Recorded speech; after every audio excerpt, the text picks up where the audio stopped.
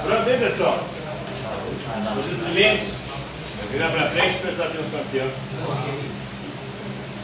Então, na aula de hoje, nós vamos falar sobre o parlamentarismo. Vocês sabem o que é o parlamentarismo? Não. Hoje, atualmente, o parlamentarismo é um regime de governo que existe em alguns países. O parlamento que dá origem ao parlamentarismo, atualmente, ele é democrático, geralmente.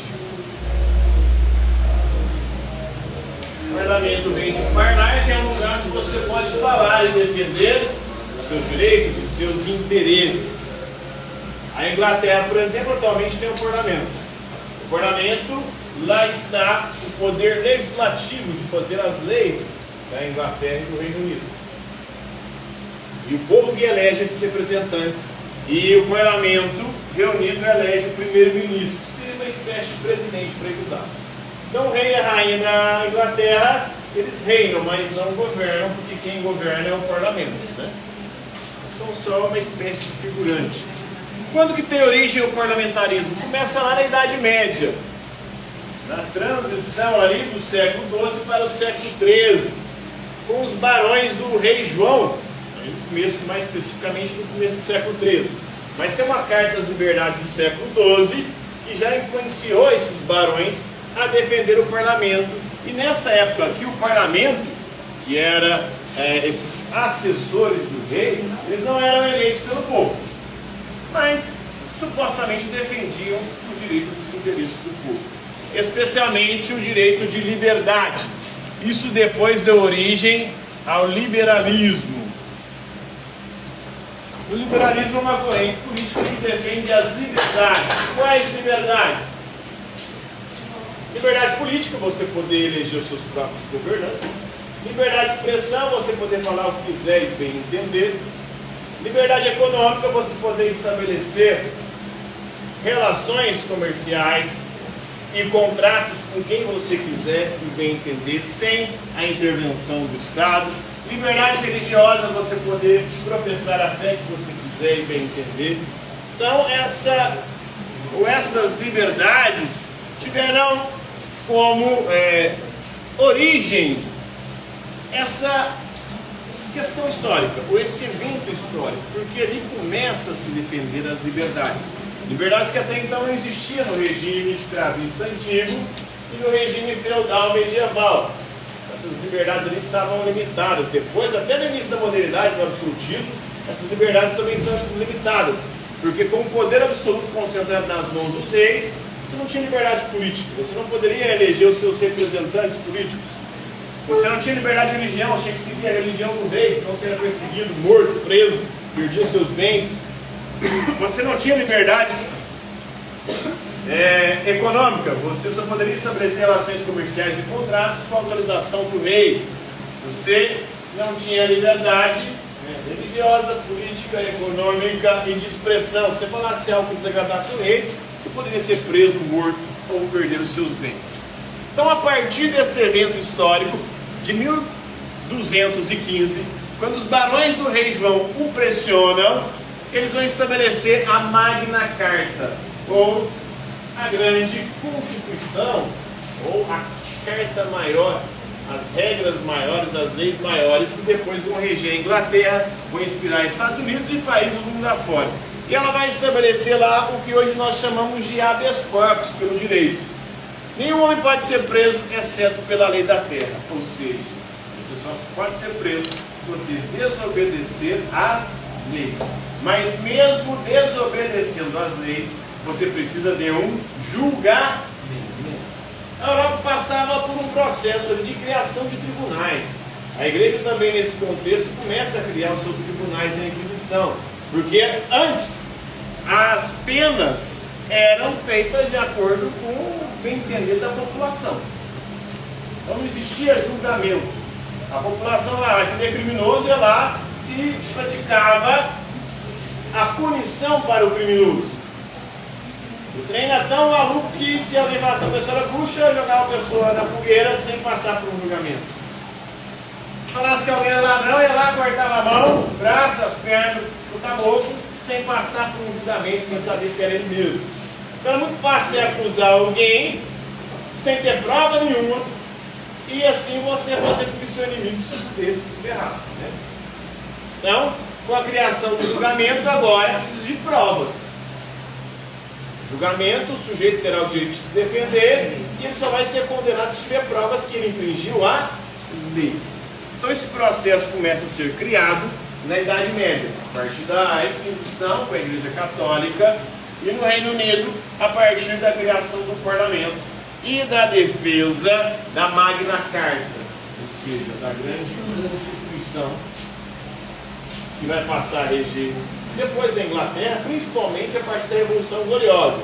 No primeiro momento, essa Magna Carta não funcionou muito bem. Foi uma forma de pressionar o rei João, que cedeu no primeiro momento, mas depois voltou tudo de novo ao absolutismo ou às arbitrariedades dos reis. Então esse processo começa em 509 a.C. A monarquia em Roma ela foi derrubada, foi substituída por uma república. Então eles já questionavam aí o poder concentrado nas mãos de uma pessoa só, que defendiam a república, né? Agora o governo deve atender não os interesses de um monarca, mas os interesses do povo. República vem do latim res publica, que significa coisa do povo. Então começa a se defender os interesses e a vontade do povo. Agora o governo não é mais hereditário, passar de pai para filho como na monarquia. Agora na república aos representantes do povo. E aí, a partir da criação da república, terá 3 grupos: os representantes ali do Senado, os cônsules, né? E também do povo.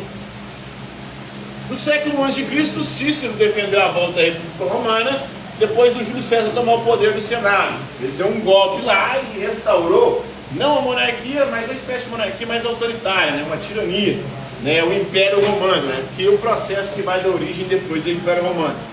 Em 1640, já depois dos barões do rei João, no contexto ali do início da Guerra Civil Inglesa, que vai culminar na Revolução Gloriosa Inglesa no século 17, 1689, né? Isso aí, a Guerra Civil Inglesa, a posterior derrubada da monarquia, define que o monarca não pode governar sem aprovação do parlamento. Ali com Oliver Cromwell no primeiro momento, depois mais à frente, os reis vão assinar a Bill of Rights, né? A carta ou a intenção de direitos ali, né? Que vai submeter agora o rei ao poder, à lei, às regras, ao direito. O rei agora não está mais acima da lei, assim como não nenhum outro grupo, nem nobreza, senhores feudais.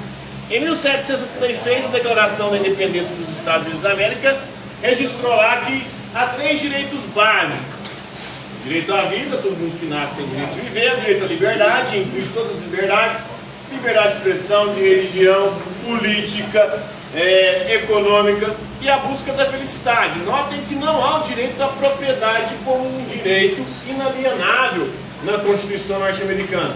E aqui no Brasil, tem uma galera liberal que defende a propriedade como um direito inalienável, um direito que o Estado não pode interferir. Não há isso, nem na Declaração dos Estados Unidos.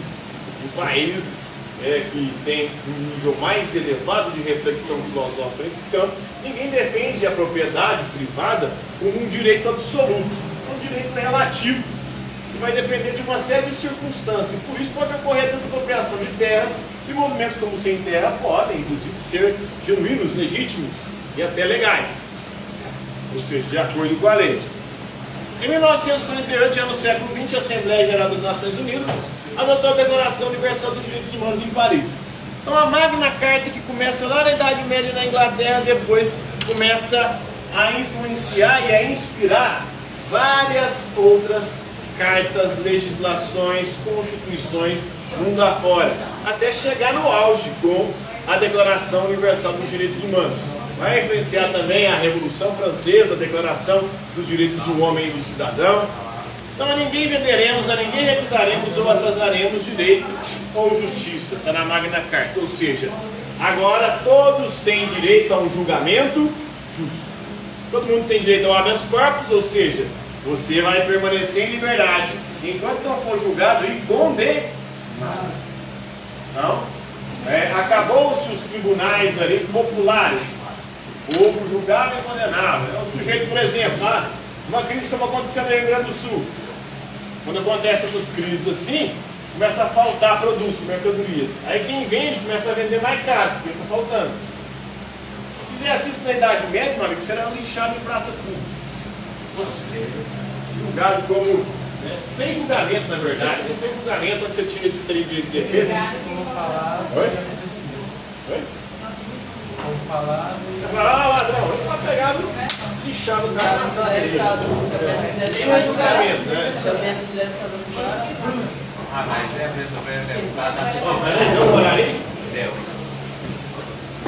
Não, falta um minuto.